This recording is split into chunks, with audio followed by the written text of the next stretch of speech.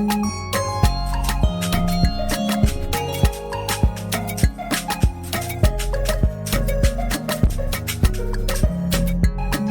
everybody. This is Paul Herman, the Prince of Motivation and host of Zaka Presents My Journey.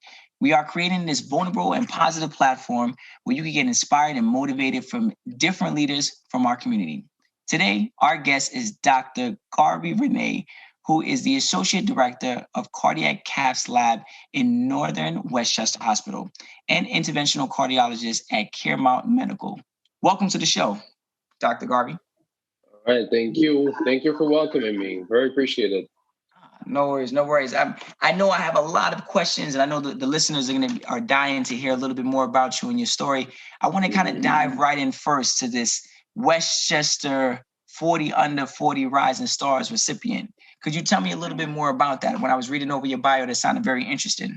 Oh yeah, so as you know, you may have read a little bit of my CV, but I'm an interventional cardiologist by training. So what exactly is interventional cardiology? It's a subspecialty of cardiology. It's a little bit more advanced. We'll get a more advanced training. And we treat cardiac disease, not just from the prevention standpoint, but we also do intervention. So we treat people from heart attacks, or people who have heart valve problems, or people who are about to have heart attacks. We're able to treat all of these things. So that's what I trained in. And in 2017, I joined my group, which is called Caremount Medical Group. It's a private physician-run medical group located in Westchester. And it's about 500 physicians. And we also take care of close to 600,000 patients in 6 different counties in New York.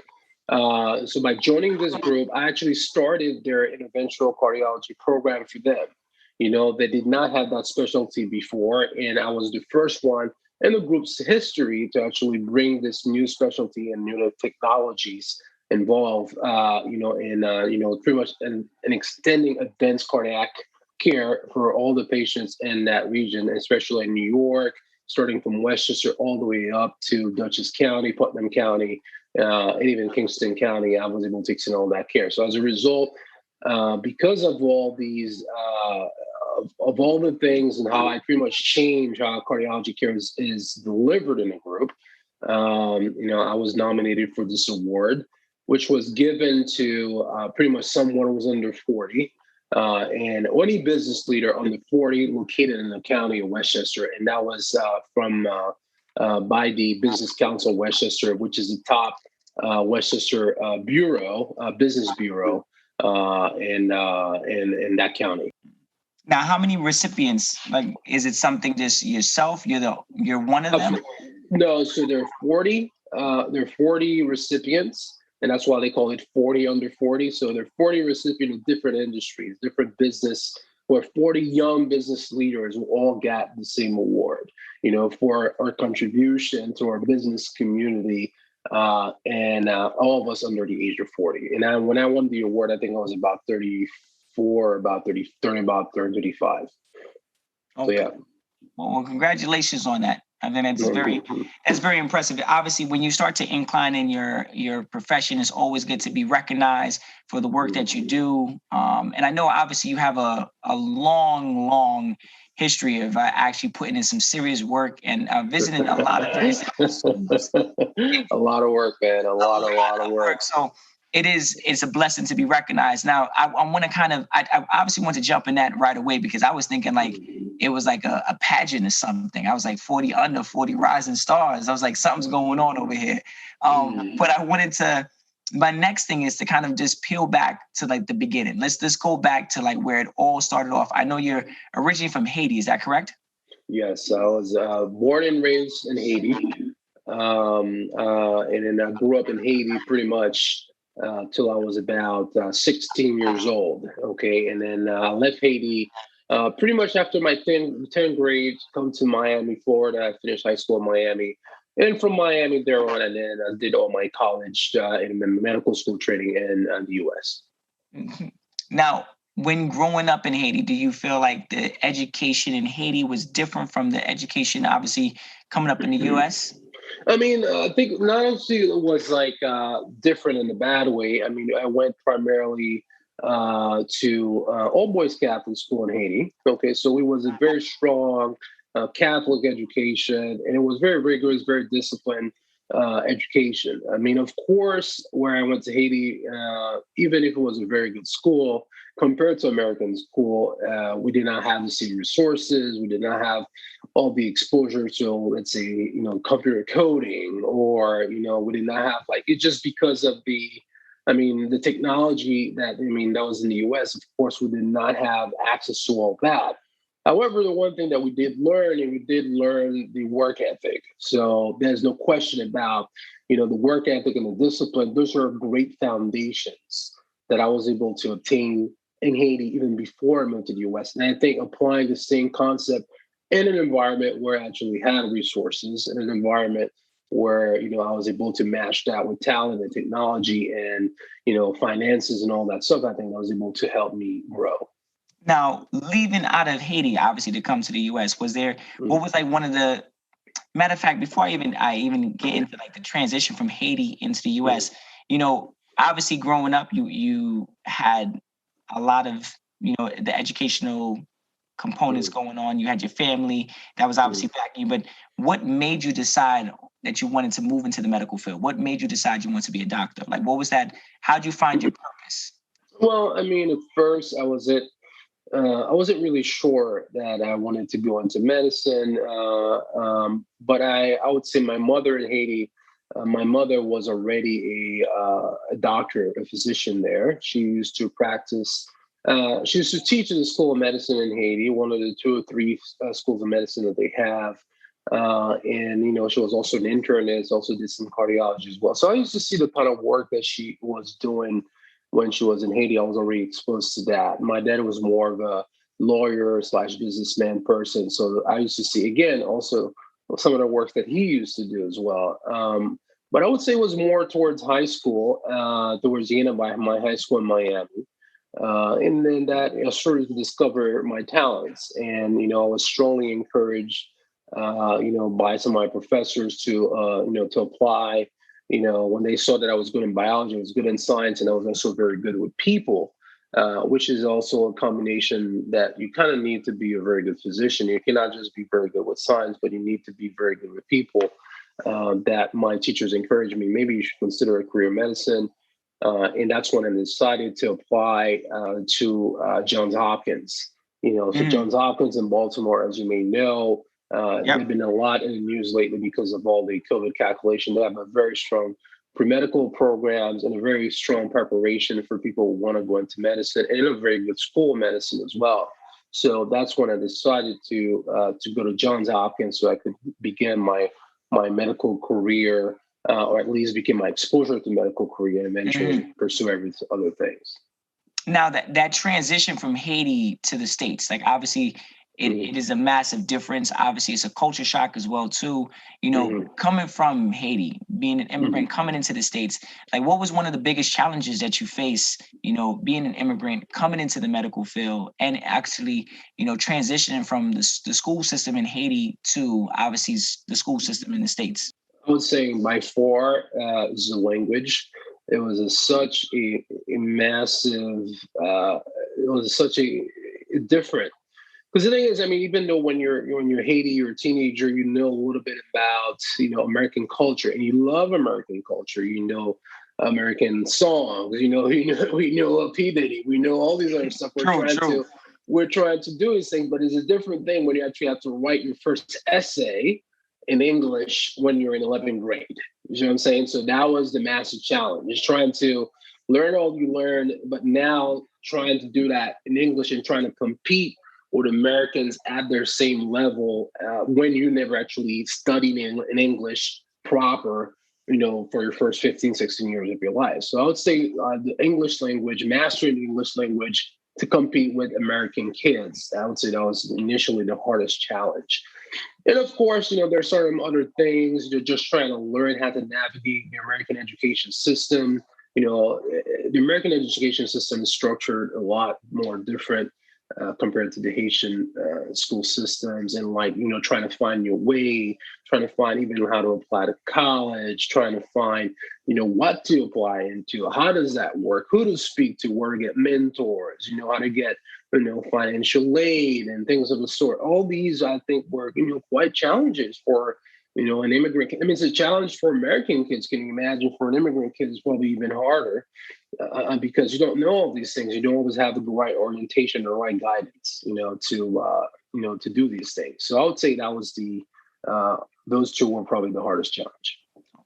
Okay. Now, obviously, when you visit into the States, you start to take these classes, you start to figure out what type of medical field you want to move into. Why cardiology?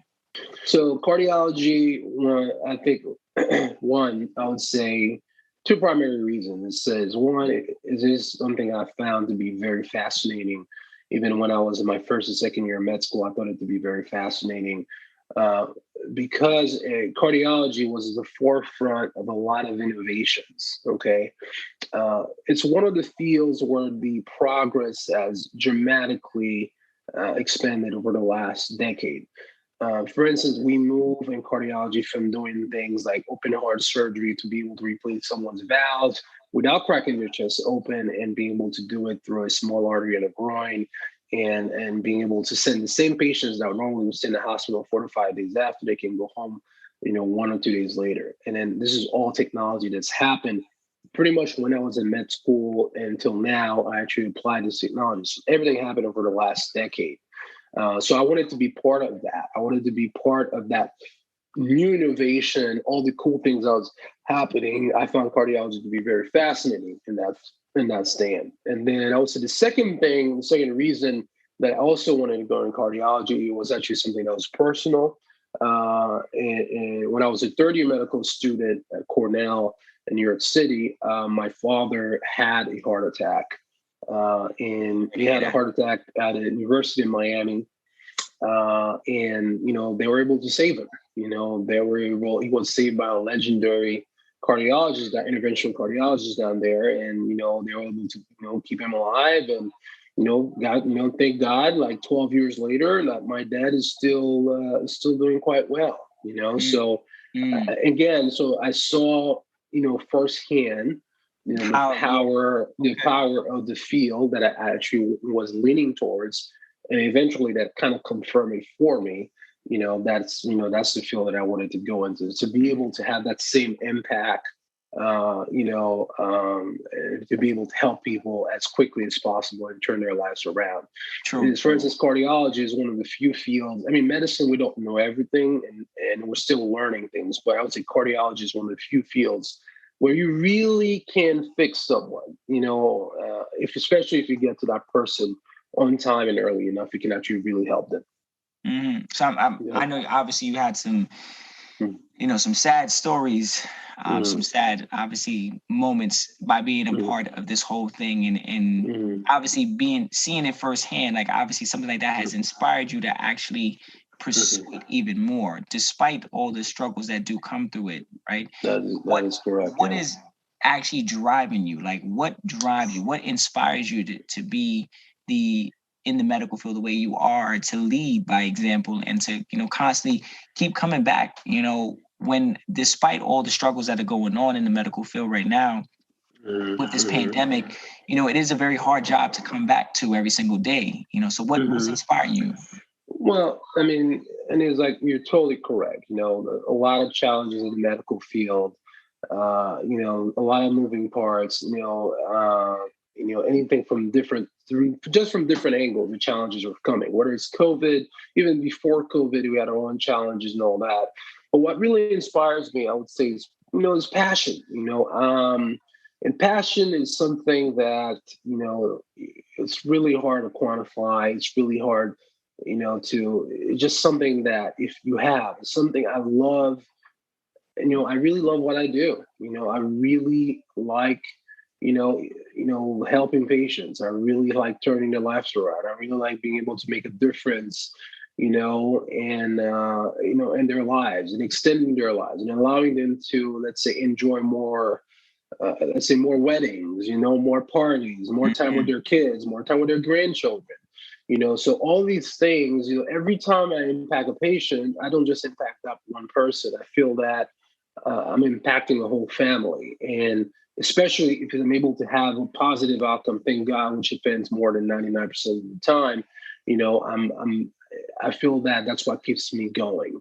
And I think it's not only in medicine, but I think it's in any field, period, that if you have a passion, if you have a purpose, I think it keeps you going. And that's for me, despite all the challenges that's medicine's been going through over the last few years, I would say that passion, that satisfaction of being able to help. And for me now, my goal is to see if I can help as many people as possible. And it's not just my patients, but later on in life, my plan will be to help as many people as possible in the field and in that sense. And I would say that's what keeps me going. Mm-hmm. Now, when I was listening to you saying that, obviously one of the things that I took away from that was that the fact that you just want to help, right? And I think that's a very admirable thing about an individual when they really just want to give. Sometimes a lot of times people just want to receive, but you're at a different side of the spectrum where you just want to give, without disclosing like any medical information. Is there a story that you could talk about that that you definitely inspired the family and helped them, to see the light, at the end of the tunnel? Some people, in your field, it could be left or right, and you are right on the front line. Oh yeah, absolutely. I have countless and countless stories of, patients, where they pretty much had, no other options, patients where they had been, turned down by surgeons that did not want to do open heart surgery in those patients, that they thought those patients were so sick and those patients were pretty much on the verge of dying.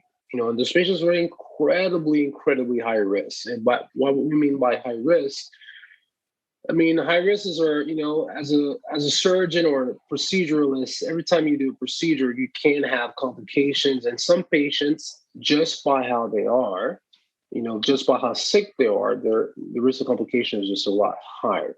And the risk of mortality of any procedure in those patients is also a lot higher. So those are the calculations I always have to make.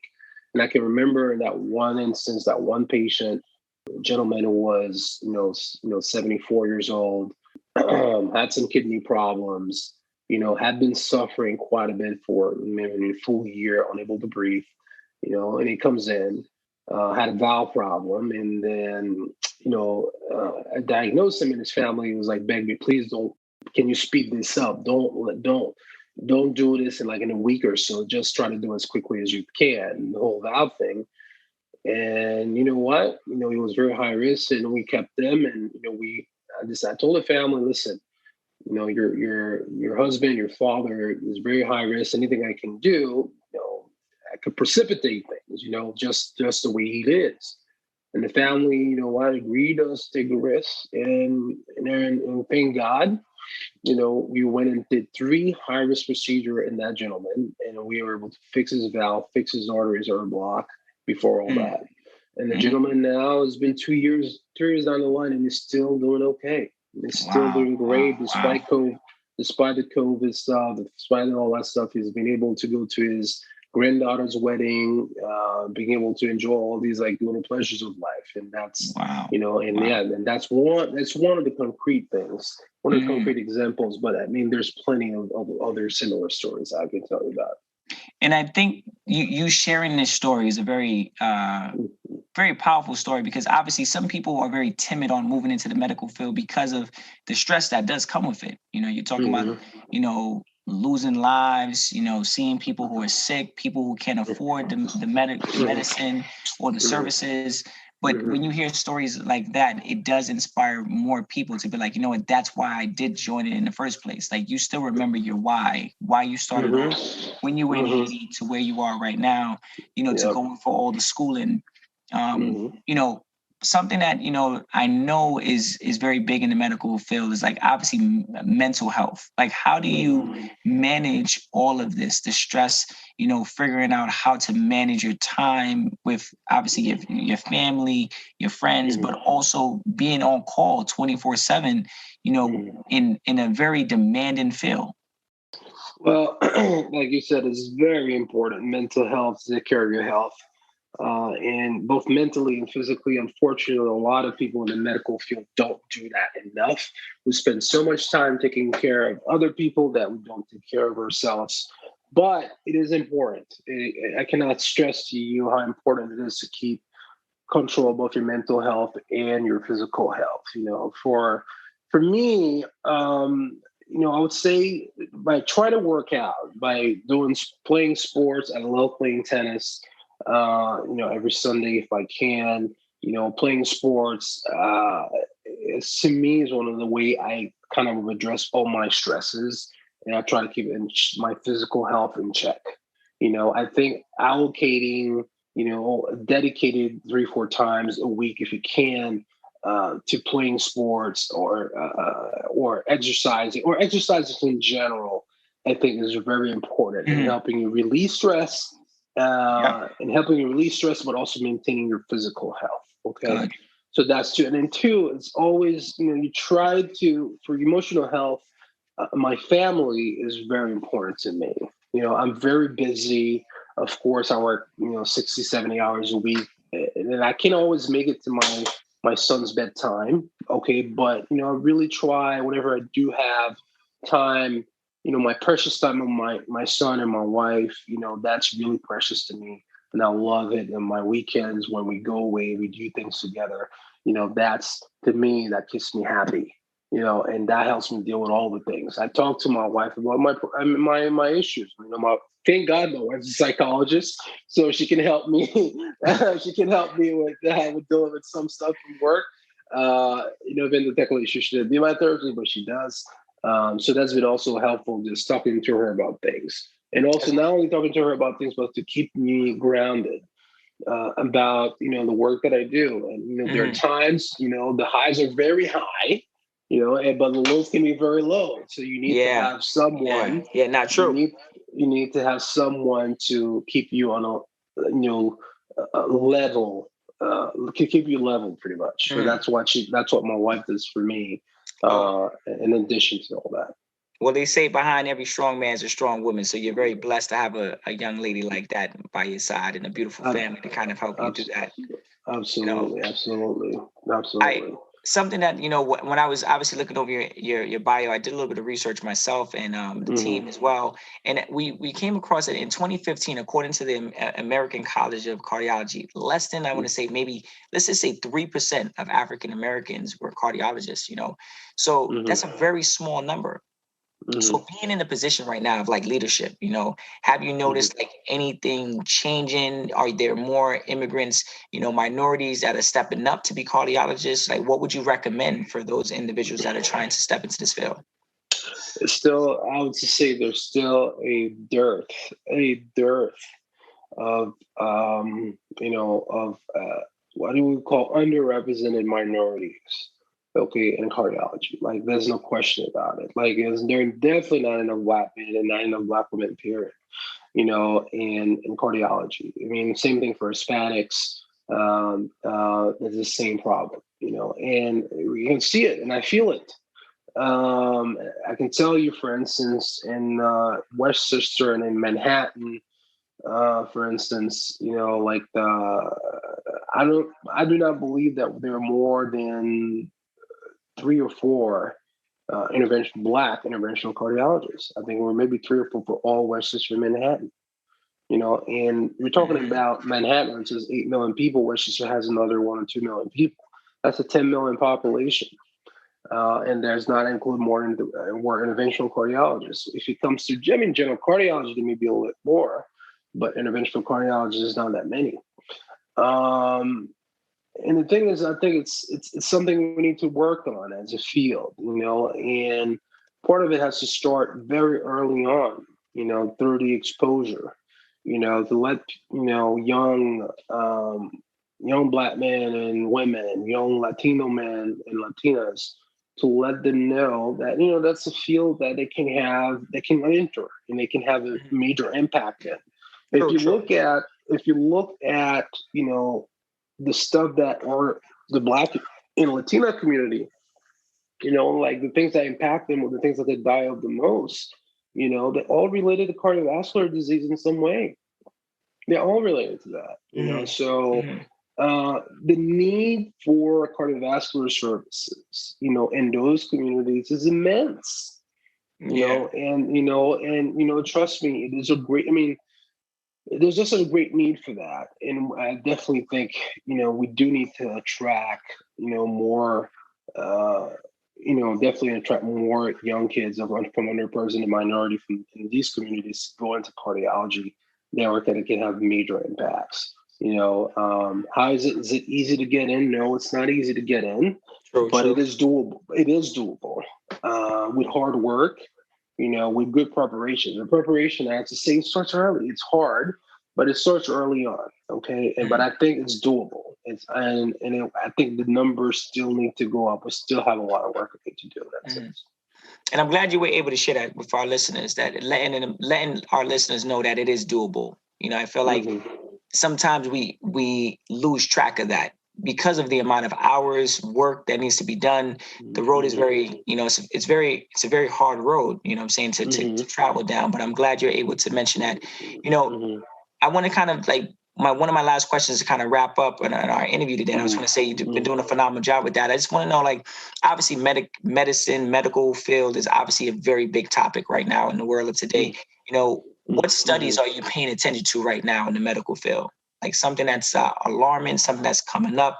Obviously, you might not be able to disclose a lot of stuff, but at the same time, is there anything that you have been paying attention to? In general, there are, the way I look at studies, I always try to figure out what's going on from the cardiology world. Of course, there's all those things. What are the new advances and new technologies that are coming out?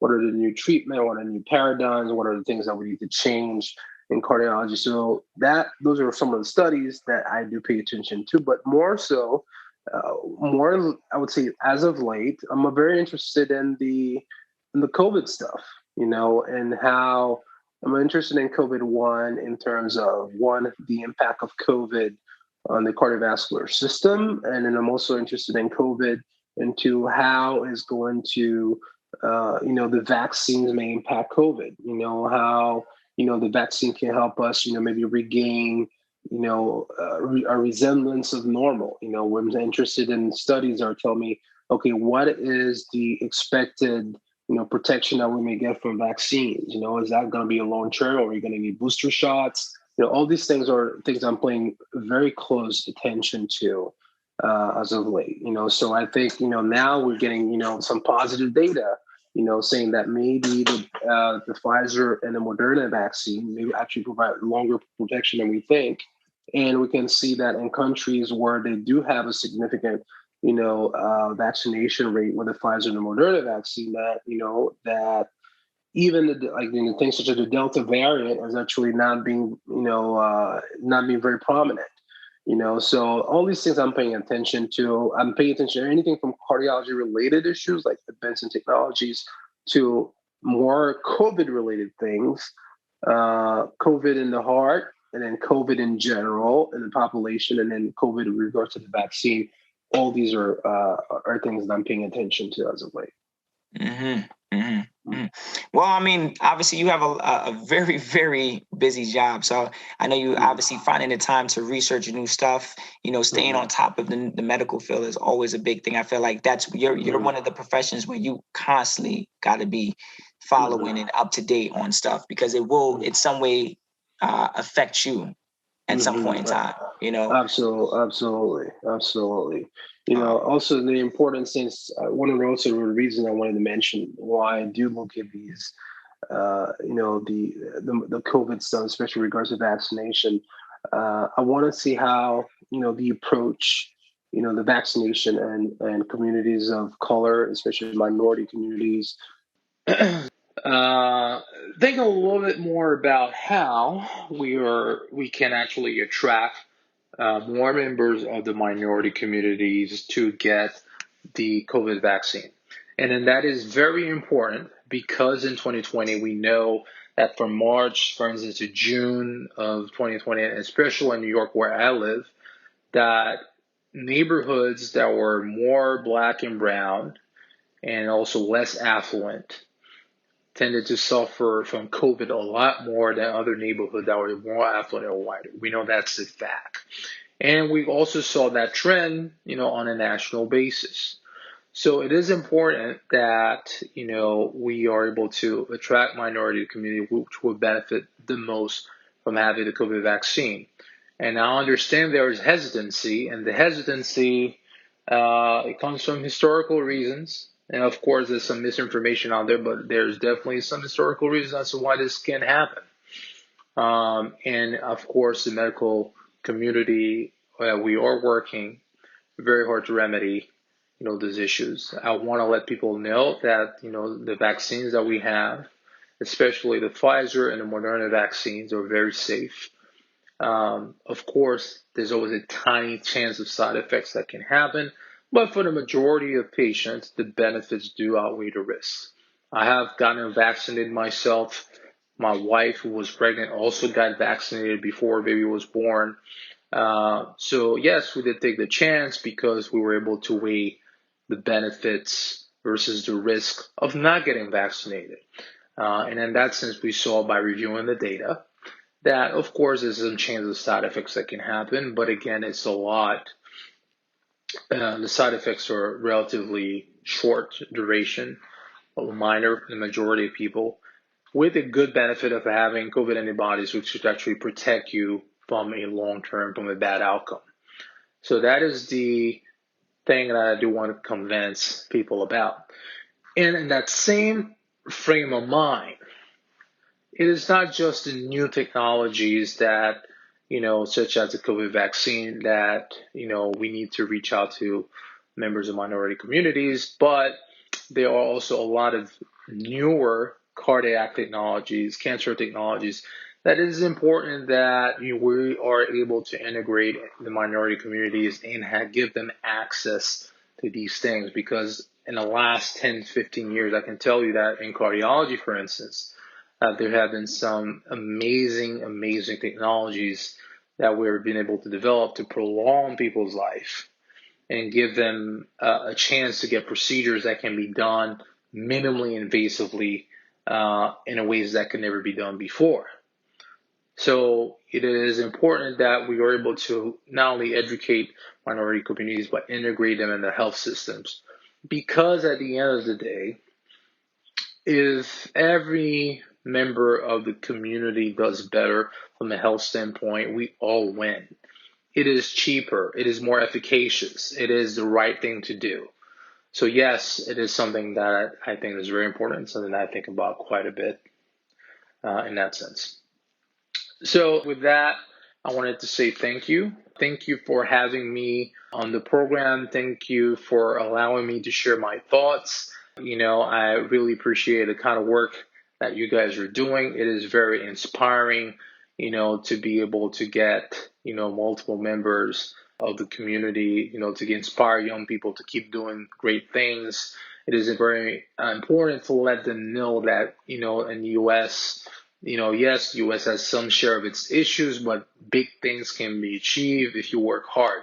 Hard work, especially hard work that's smart hard work, normally pays off, okay? It will pay off. You need to have the passion, you need to have the drive, and if you focus on the right things, yes, you can achieve almost everything you want. It's not easy. The road's not always easy. You always have detractors, always have haters, always have people who don't believe in your dreams. But I have to say that, with hard work, I strongly believe that, in the United States, that you can achieve almost everything you dream of. Okay. So with that, I wanted to say thank you. If you have any of your auditors, any of your listeners want to reach out to me, I'm happy to speak to anyone, to give advice if anyone wants to reach me. And I'm happy to mentor anyone who wants who would like to know how things work in that sense. So thank you very much, and have a very good night. Thank you. So again, Dr. René, I just want to say thank you so much for being a part of the show today, and obviously sharing with us your stories, your inspiration, obviously your words, in regards to obviously letting our Zaka community know about your journey. I think that's a very important thing. So again, I appreciate you being a part of the show. Thank you, Paul. And to the listeners, if you want to hear more inspirational stories like Dr. René, please check us out on ZakaConnect.com. Follow us on social at Zaka Connect and follow our feed Zaka wherever you listen to your podcast. Until the next time, guys. Thank you.